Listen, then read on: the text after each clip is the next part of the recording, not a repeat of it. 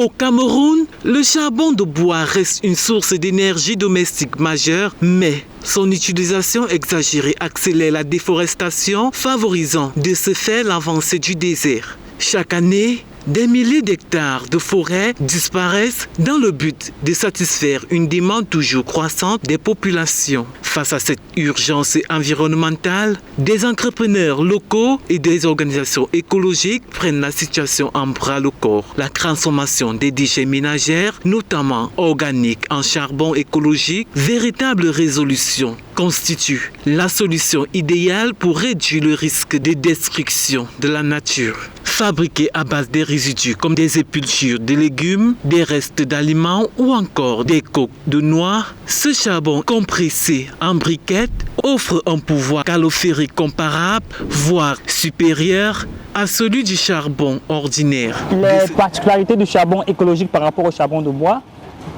ce charbon ne fume pas parce que lors de la combustion, on extrait toutes les fumées dans les matières premières.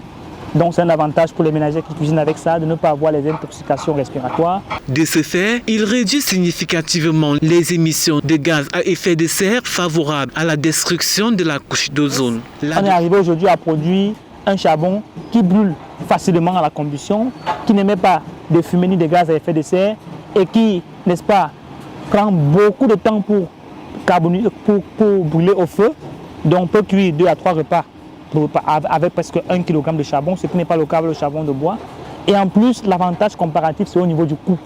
Le charbon écologique est très moins cher que le charbon de bois. L'adoption de ce combustible présente également des avantages économiques pour les ménages. Selon des études scientifiques, un ménage utilisant du charbon écologique peut économiser jusqu'à 30% de ses revenus par rapport au charbon en bois. Ces économies permettent de réallouer les budgets familiaux à des besoins essentiels tels que l'éducation ou la santé. Au-delà de l'impact financier, cette initiative sensibilise également les populations à une meilleure gestion des déchets ménagers. Cependant, plusieurs obstacles freinent encore l'expansion de cette technologie au Cameroun due à la malgouvernance, à la corruption et au détournement des fonds publics. Parmi lesquels le manque d'équipements modernes, la difficulté d'accès au financement et l'absence d'un cadre réglementaire structuré. Auquel cas, un soutien des autorités locales, des ONG et des partenaires nationaux et internationaux pourrait propulser le secteur vers un développement à grande échelle. En somme, le charbon écologique issu des déchets ménagers représente une solution innovante et durable pour répondre aux enjeux environnementaux et économiques du pays, tout en réduisant la pression liée à la destruction des forêts, tout en valorisant les déchets.